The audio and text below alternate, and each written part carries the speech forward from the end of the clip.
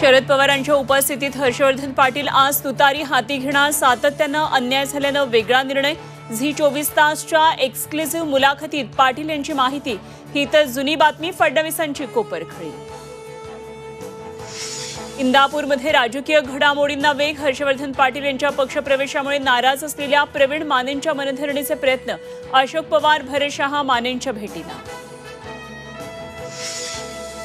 अजित पवार शिरूर मतदारसंघातून विधानसभा लढणार असल्याची सूत्रांची माहिती. बारामतीतून निवडणूक न लढण्याचे दिले होते संकेत.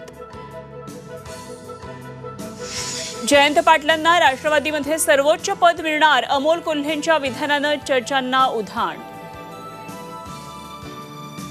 एकनाथ शिंदे आणि श्रीकांत शिंदेंना मोदी शहांची कवच कुंडल. निवडणुकीनंतर आम्ही हिशोब चुकता करू.